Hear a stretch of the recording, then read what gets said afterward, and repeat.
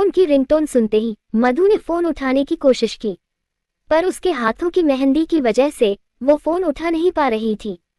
तभी करण ने आकर उसका फोन उठाया और कॉल रिसीव करके फोन उसके कान से लगा दिया।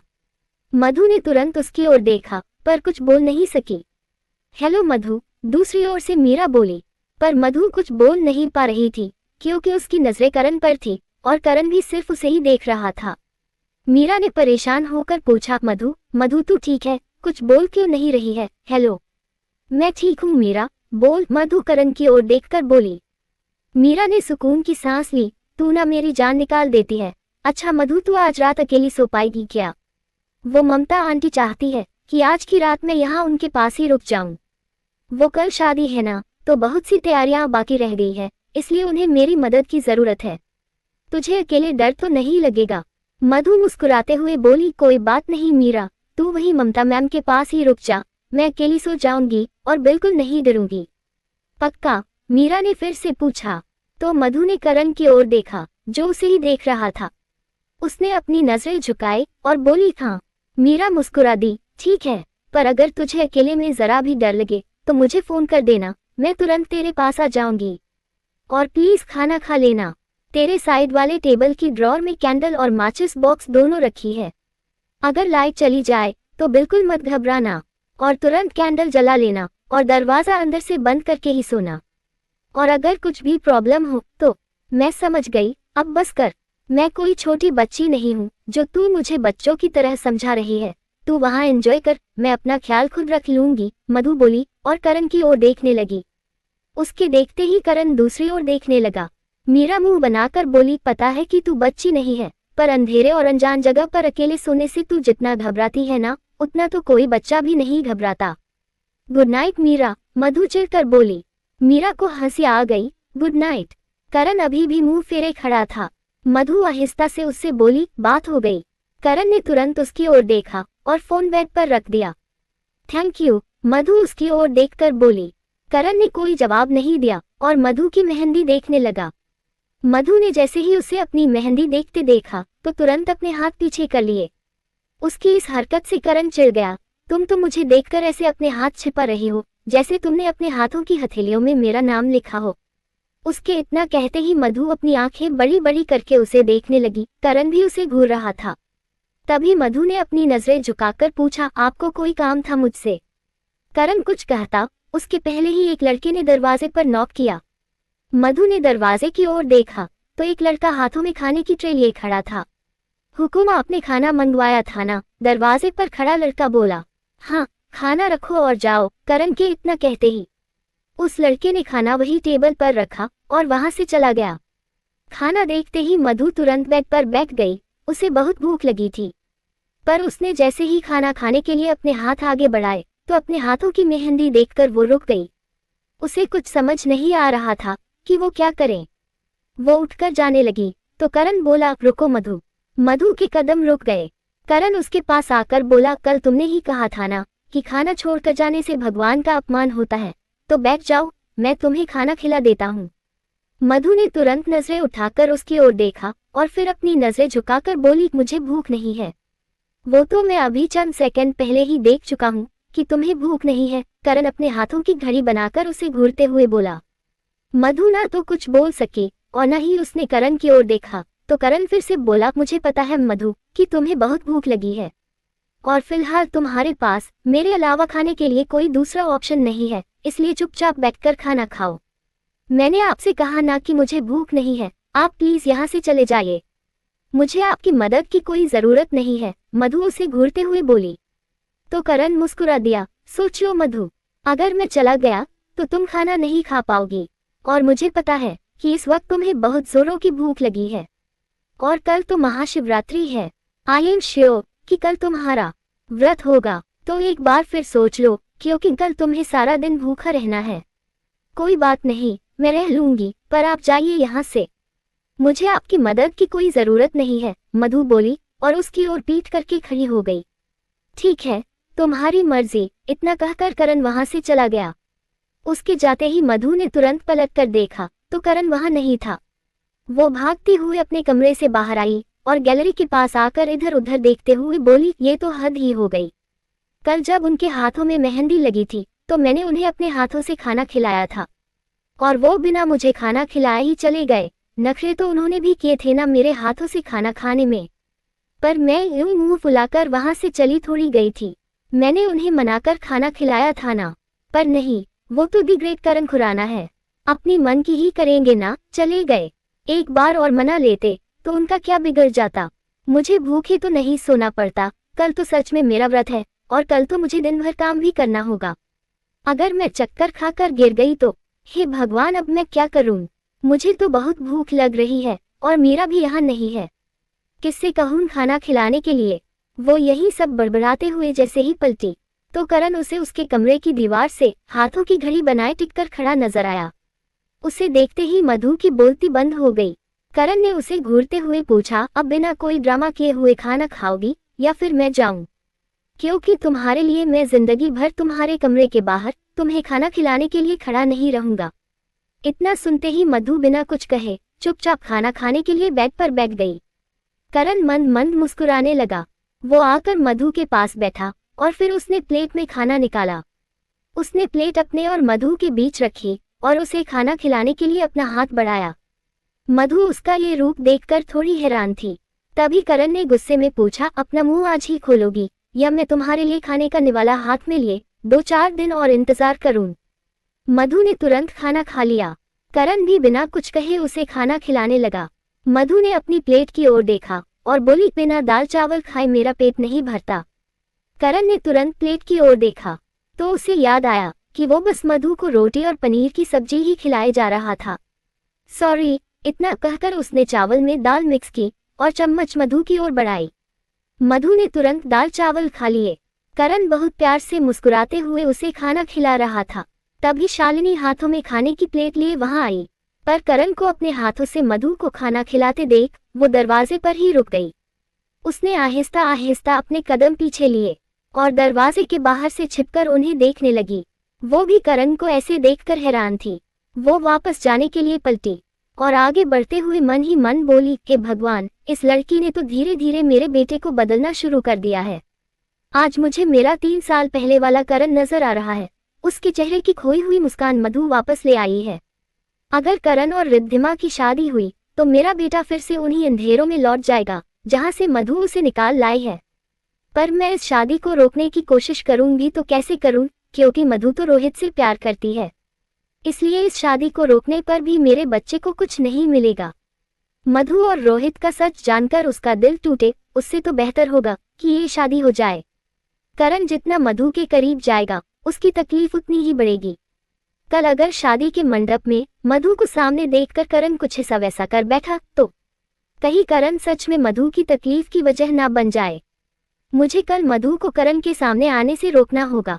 इतना कहकर वो तेज तेज कदमों से वहां से चली गई, पर करण अभी भी मधु को खाना खिला रहा था। मधु ने प्लेट में रखे गाजर के हलवे की ओर देखा और उसे खिलाने का इशारा किया तो करण ने मुस्कुराते हुए उसे हलवा खिलाया। मधु एक चम्मच खाते ही बोली, मजा आ गया। आपको नहीं लगता कि हमारे एमपी और राजस्थान के खाने का स्वाद कुछ कुछ मिलता जुलता है? मुझे तो यहाँ का खाना खाने के बाद इंदौर के खाने की बिल्कुल याद नहीं आती, पर हाँ, गाजर का हलवा खाने के बाद मुझे मेरी माँ की याद जरूर आ गई। आपको पता है, मेरी माँ भी बहुत अच्छा गाजर का हलवा बनाती है। हलवा ही नहीं बल्कि वो तो जो भी बनाती है बहुत अच्छा बनाती है। इतना कहकर वो मुस्कुराने लगी। करण ने उसे एक चम्मच हलवा और खिलाया और फिर बोला, आई एम सॉरी मधु। किस लिए? मधु ने खाते हुए पूछा। करण ने उदास होकर जवाब दिया, कल मुझे तुम्हारी माँ के बारे में वो सब नहीं कहना चाहिए था जो मैंने कहा था, पर ट्रस्ट मी मधु, वो सब मेरे मुंह से गलती से निकल गया। मैं ऐसा नहीं कहना चाहता था। मधु उठकर खड़ी हुई और मुस्कुराते हुए बोली, आपको इस बात के लिए मुझसे माफी मांगने की कोई जरूरत नहीं है, क्योंकि मैं बचपन से इस तरह की बातें सुनकर ही बड़ी हुई हूँ। उसके इतना कहते ही करण उसे एकटक देखने लगा तो मधु फिर से बोली, आपने तो वही कहा जो सारी दुनिया कहती है, इसलिए मैं आपसे बिल्कुल भी नाराज नहीं हूँ। करण भी उठकर खड़ा हुआ। उसने बात बदलते हुए पूछा, तुमने मेरी वजह से चेहरे पर घूंघट डालकर गणेश वंदना की थी ना? हाँ, वो आपने मुझे संगीत में आने के लिए मना किया था और जो डांसर गणेश वंदना करने वाली थी उससे चोट आ गई थी। इसलिए मुझे मीरा और हिमांशु सर के कहने पर वहां आना पड़ा। मैं वहां सच में आना नहीं चाहती थी, पर मेरी नौकरी ना चली जाए, बस इस डर से मुझे ना चाहते हुए भी वहां आना पड़ा, क्योंकि आज मेरे पास सिर्फ मेरी जॉब और मीरा की दोस्ती के अलावा और कुछ नहीं बचा। उसकी ऐसी बातें सुनकर करण को बहुत तकलीफ हुई, पर वो खुद को संभाल कर बोला, मधु अपना खाना खत्म कर लो, क्योंकि मुझे तुम्हें खाना खिलाने के अलावा भी बहुत से काम है। मेरा खाना हो गया। तभी मधु उसकी ओर देखकर बोली, पर करण ने गाजर के हलवे की ओर देखा और बोला, पर इसे तो खत्म करो, तुम्हें ये पसंद है ना। मधु हल्की सी मुस्कुराहट के साथ बोली, नहीं, मेरा पेट सच में भर गया। करण फिर से उसे एकटक देखने लगा, पर तभी अचानक वो मधु की ओर बढ़ने लगा। उसे फिर से अपने करीब आता देख मधु के दिल की धड़कन तेज होने लगी। करण ने उसके करीब आकर उसकी आंखों में देखते हुए उसके गाल को छुआ, तो मधु बिना पल के झपकाए उसे देखने लगी। तभी करण ने उसके होंठों पर लगा हलवा निकाला और मधु को घूरते हुए उसे दिखाया, तो मधु छिप गई और उसने तुरंत अपनी नजरें झुका ली। करण ने टेबल पर रखा पानी का ग्लास उठाया और मधु को पानी पीने का इशारा किया। उसने चुपचाप पानी पी लिया। मैं चलता हूँ, गुड नाइट, करण ग्लास टेबल पर रखकर बोला और वहां से जाने लगा। पर तभी मधु बोली, थैंक यू। करण के कदम रुक गए, पर वो कुछ बोला नहीं और मुस्कुराते हुए वहां से चला गया। उसके जाते ही मधु भी मुस्कुरा दी। उसने अपनी मेहंदी की ओर देखा और बोली, जब दिल पर उनका नाम लिख चुका है तो क्या फर्क पड़ता है अगर हाथों की हथेलियों में भी उनका नाम लिख गया हो। अगर भगवान ने सारी जिंदगी के लिए ये दर्द किस्मत में लिख ही दिया है तो यही सही। अब मुझे मुस्कुराते हुए ये दर्द कबूल है। इतना कहकर वो अपने हाथों में लगी मेहंदी को देखकर मुस्कुराते हुए अपने कमरे से बाहर आई और गैलरी में आकर खड़ी हो गई। उसे करण का हल्दी लगवाना और लगाना, उसका अपने हाथों से उसे खाना खिलाना सब याद आने लगा। उसकी मुस्कुराहट और बढ़ गई। पर तभी उसकी नजर कुछ लोगों पर पड़ी जो नीचे मंडप लगा रहे थे। मंडप को देखते ही मधु की मुस्कुराहट उदासी में बदल गई और फिर से उसकी आंखों से आंसू झलकने लगे। ये तेरी जिंदगी की हकीकत है मधु, और तुझे इस हकीकत का सामना हिम्मत से करना होगा। कल के बाद करण और तेरे बीच इतनी दूरियां आ जाएगी कि तुझे छूना तो दूर की बात, कल से वो तेरे नजदीक से भी नहीं गुजरेंगे। शायद इसलिए किस्मत ने तुझे आज दिन भर उनके साथ रहने का मौका दे दिया था। इतना कहकर उसने ऊपर आसमान की ओर देखा और चांद को देखकर अपनी आंखें बंद करके मन ही मन बोली, कहते हैं कि महाशिवरात्रि के दिन जिनकी भी शादी होती है वो जन्मों जन्मों के लिए एक दूसरे के हो जाते हैं। इसलिए शायद अब मुझे करण का साथ और उनका प्यार किसी जन्म में नसीब ना हो, पर अभी उनकी शादी होने में कुछ घंटे बचे हैं, तो क्या आप मुझे वो कुछ घंटे उनके साथ जीने का मौका नहीं दे सकते। बचपन से लेकर आज तक मैं हमेशा आपकी पूजा पूरे दिल से करती आई हूँ, पर फिर भी आपने मुझे कभी कुछ नहीं दिया। पर फिर भी आज मैं अपने लिए कुछ मांगने जा रही हूँ। मुझे ये चंद घंटे उनके साथ जीने का मौका दे दीजिए। अगर आपने मुझे ये खुशी दी तो मैं अपने लिए आपसे कभी कुछ नहीं मांगूंगी। मेरी ये छोटी सी ख्वाहिश पूरी कर दीजिए महादेव, प्लीज। उसने इतना कहकर अपनी आंखें खोली और सामने करण के कमरे की ओर देखा, पर करण उसे कहीं नजर नहीं आया। वो उदास होकर जैसे ही अपने कमरे में जाने के लिए पलटी तो उसकी नजर नीचे खड़े करण के नानाजी प्रकाशनाथ जी पर पड़ी, जो अपने बाएं हाथ को पकड़े खुद को संभालने की कोशिश कर रहे थे।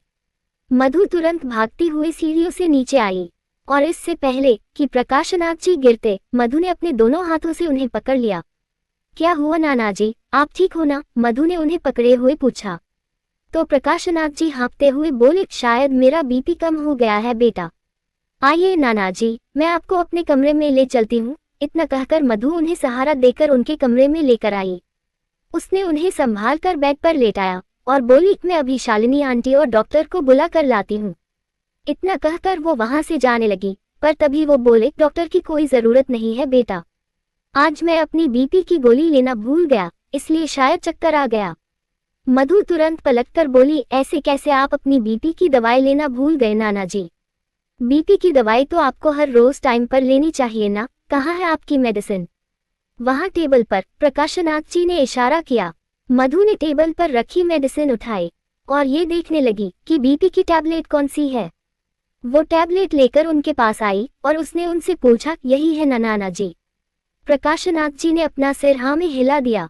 मधु ने मेडिसिन का पैकेट उठाया और टैबलेट बिना छुए वहां रखी प्लेट में निकाली, क्योंकि उसके हाथों में मेहंदी लगी हुई थी। ये लीजिए नाना जी, मधु प्लेट उनकी ओर बढ़ाकर बोली। उन्होंने टैबलेट प्लेट से उठाकर मुंह में रखी तो मधु ने उन्हें अपने हाथों से पानी पिलाया। प्रकाशनाथ जी बहुत प्यार से उसे देखने लगे। तभी उनकी नजर मधु की मेहंदी पर पड़ी। वो तुरंत बोले, बेटा तुम्हारी तो मेहंदी खराब हो गई।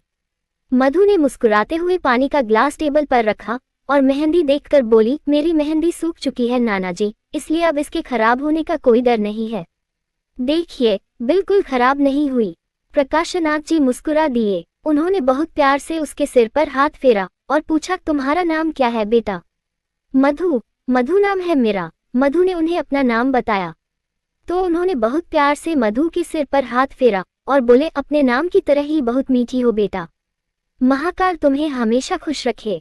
मधु मुस्कुरा दी। अब आप आराम करिए, मैं आपके लिए एक अच्छी सी कॉफी लेकर आती हूँ, उसे पिएंगे तो आपका बीपी जल्दी नॉर्मल हो जाएगा, ठीक है? प्रकाशनाथ जी ने मुस्कुराते हुए हाँ में सिर हिला दिया तो मधु वहां से चली गई। उसके जाने के कुछ देर बाद करण वहां आ गया। उसने अपने नानाजी के पास बैठकर पूछा, क्या हुआ नानाजी, आप तो सो रहे हैं, हम तो चेस खेलने वाले थे ना।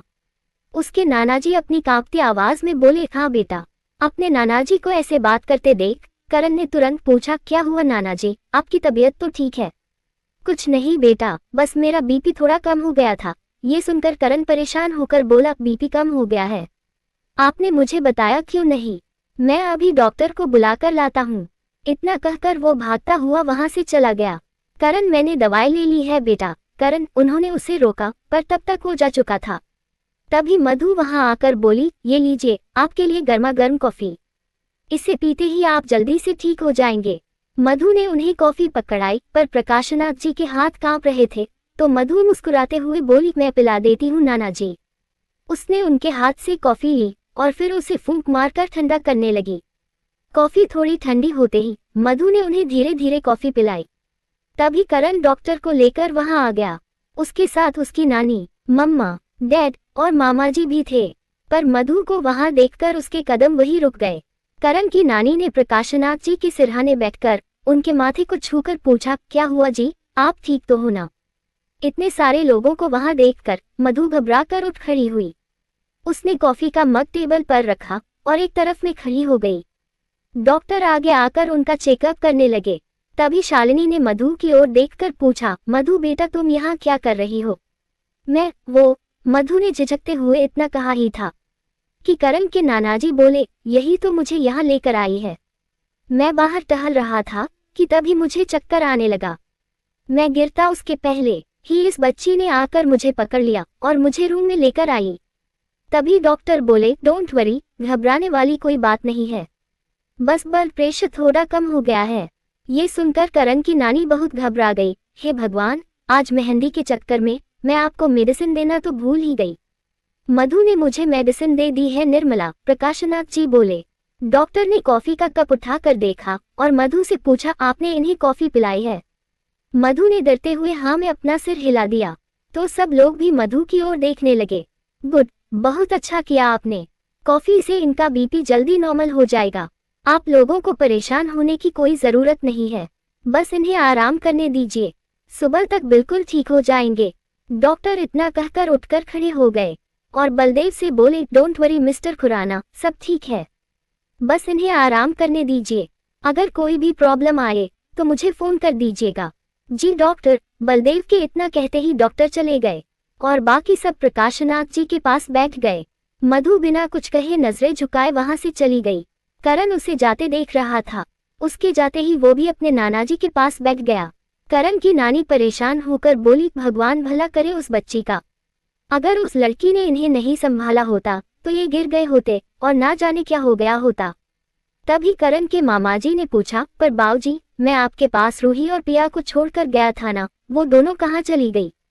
जरूर फिर से कहीं मटर गश्ती कर रही होगी, मैं अभी उनकी खैर लेता हूँ। ये सुनकर प्रकाशनाथ जी तुरंत बोले, बेटा वो दोनों बच्चियां हैं, अपने भाई की शादी में आई है तो मौज मस्ती करना उनका हक बनता है और मैं बिल्कुल ठीक हूँ। तभी करण ने परेशान होकर पूछा, नानाजी आप सच में ठीक है ना? उसे इतना परेशान देखकर उसके नानाजी मुस्कुराते हुए बोले, हाँ बेटा मैं बिल्कुल ठीक हूँ, और तू देखना मैं कल तेरी बारात में जमकर नाचने वाला हूँ। ये सुनकर करण के चेहरे पर मुस्कान आ गई। इधर मधु अपने कमरे की ओर बढ़ रही थी, पर अचानक उसे ऐसा लगा जैसे कि कोई उसका पीछा कर रहा हो। उसके कदम रुक गए और उसने पलटकर देखा, पर वहां कोई नहीं था। वो फिर से आगे बढ़ने लगी। वो अपने कमरे की ओर जाने के लिए पहली सीढ़ी चढ़ी ही थी कि तभी अचानक पूरे पैलेस की लाइट्स बंद हो गई।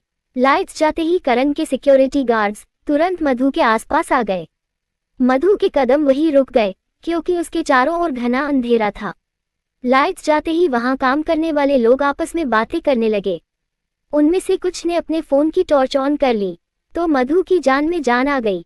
वो रोशनी की ओर देखते हुए बोली, लगता है बिजली चली गई है। जब तक बिजली नहीं आ जाती मैं यही रहती हूँ, क्योंकि रूम में तो मुझे अकेले डर लगेगा। इतना कहकर वो उस ओर बढ़ने लगी जहां से रोशनी आ रही थी, पर तभी किसी ने पीछे से उसके मुंह पर अपना हाथ रख दिया और उसे पकड़कर अंधेरे में ले जाने लगा। मधु ने खुद को छुड़ाने की बहुत कोशिश की, पर वो खुद को नहीं छुड़ा पाए। वो पल भर में सिक्योरिटी गार्ड्स की नजरों से ओझल हो गई। उसे न देखकर वो दोनों गार्ड्स मधु को ढूंढने लगे। इधर करण ने भी अपने फोन की टॉर्च ऑन की तो उसे मधु का ख्याल आया। वो बिना किसी से कुछ कहे मधु के कमरे की ओर दौड़ा। उसके कमरे का दरवाजा खुला हुआ था। करण ने रूम में आते ही उसे पुकारा, पर जब मधु ने कोई जवाब नहीं दिया तो उसने अपने फोन की टॉर्च से पूरे कमरे में मधु को तलाशा, पर मधु रूम में नहीं थी। वो तुरंत कमरे से बाहर आया और बाहर आकर उसे तलाशने लगा। उसे मधु की बहुत फिक्र हो रही थी। उसने मधु को ढूंढते हुए आदि को फोन किया। जी सर, दूसरी ओर से आदि कॉल रिसीव करके बोला तो करण चारों ओर मधु को ढूंढते हुए बोला, चेक करो कि बिजली क्यों चली गई है और जल्द से जल्द सारी लाइट्स ऑन करवाओ। आदि फट से बोला, सर आपके कहने से पहले ही मैं ये सब चेक करवा ही रहा था। पावर सप्लाई के मेन बॉक्स में कुछ खराबी हो गई है। इलेक्ट्रिसिटी वालों ने बॉक्स चेक किया तो पता चला कि सारे तार खुले पड़े हैं, जैसे किसी ने वायर जानबूझकर निकाल दिए हो, और जनरेटर भी ऑन करते ही बंद हो गए। मैं खुद सब ठीक करवा रहा हूँ, आधे घंटे में लाइट्स आ जाएगी। करण कुछ कहने ही जा रहा था कि तभी उसका एक सिक्योरिटी गार्ड उसके पास आकर बोला, सर वो मधु मैडम कहीं नजर नहीं आ रही है। नजर नहीं आ रही, पर मैंने तुम दोनों से साफ साफ कहा था ना कि जब भी मैं उसके आसपास ना रहूं तो तुम दोनों को उसके साथ होना चाहिए। करण गुस्से में भड़का। गार्ड सिर झुकाकर बोला, सर लाइट्स ऑफ होते ही हम उनके साथ ही थे, पर फिर वो अचानक से हमारी नजरों से ओझल हो गई। अंधेरे में वो हमें कहीं नजर भी नहीं आई। राघव मधु मैडम को ही ढूंढ रहा है। मैं बस आपको इन्फॉर्म करने आया था। ये सब सुनकर करण खुद परेशान होकर मधु को ढूंढने लगा। इधर वो आदमी मधु को एक कमरे में लेकर आया जहां कोई नहीं था।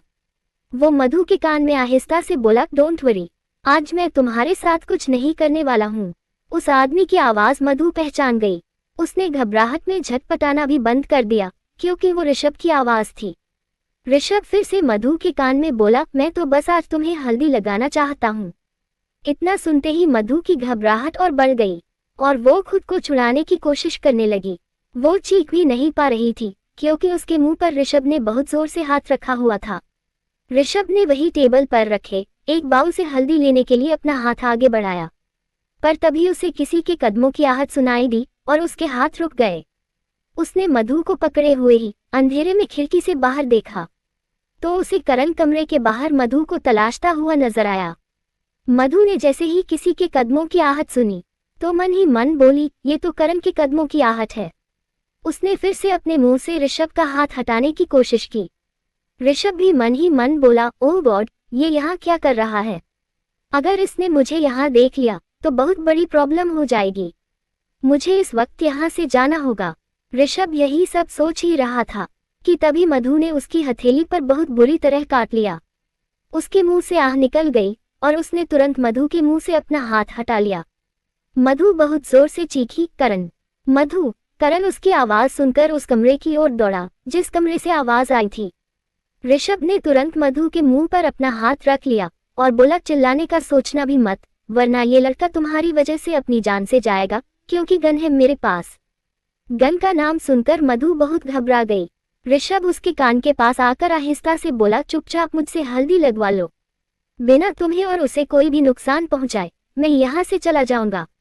पर अगर तुमने शोर मचाया और वो तुम्हारी आवाज सुनकर यहाँ आ गया तो समझो जान से गया। और तुम इतना तो मुझे जानती हो कि मुझे किसी को चोट पहुंचाने में कोई दर्द नहीं होता। याद है ना वो रात? इतनी जल्दी तो नहीं भूली होगी तुम, है ना? मधु घबराहट में रोने लगी। ऋषभ ने उसे छोड़ दिया और उसके चेहरे पर हल्दी लगाने के लिए अपने हाथ बढ़ाने लगा। कमरे में खिड़कियों से आ रही चांद की रोशनी में भले चेहरा नजर न आ रहा हो, पर फिर भी दिखाई तो दे रहा था। मधु उसके डर से हिल भी नहीं पा रही थी और ना ही चिल्ला पा रही थी। ऋषभ ने जैसे ही उसे हल्दी लगानी चाही तो उसने रोते हुए अपनी आंखें बंद कर ली। पर इससे पहले कि ऋषभ उसे हल्दी लगाता, करण उसका हाथ पकड़कर बोला, मधु को छूने से पहले आजकल हवा को भी करण खुराना की इजाजत लेनी पड़ती है, तो तुम्हारी हिम्मत कैसे हुई इसे छूने की?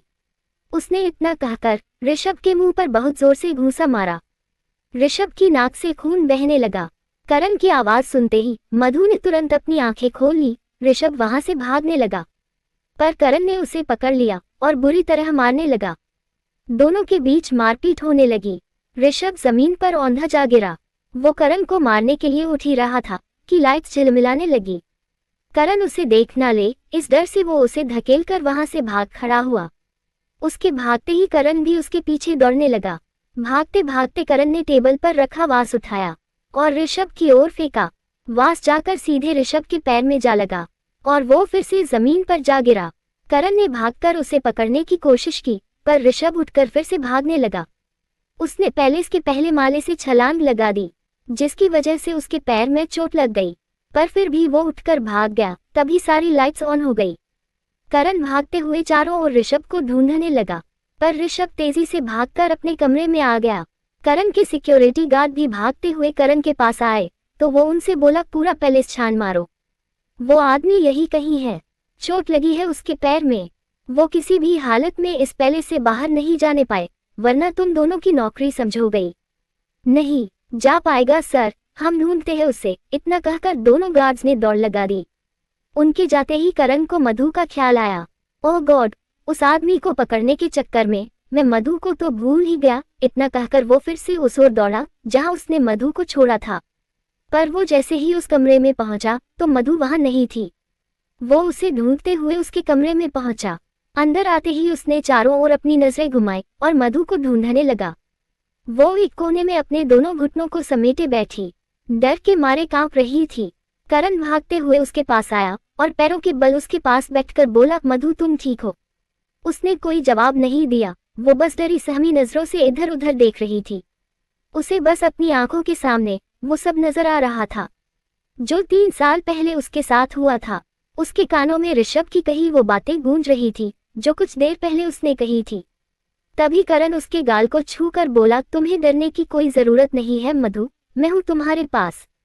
करण की आवाज सुनकर मधु ने उसकी ओर देखा, पर उसे देखते ही उसे ऋषभ की दी धमकी याद आने लगी।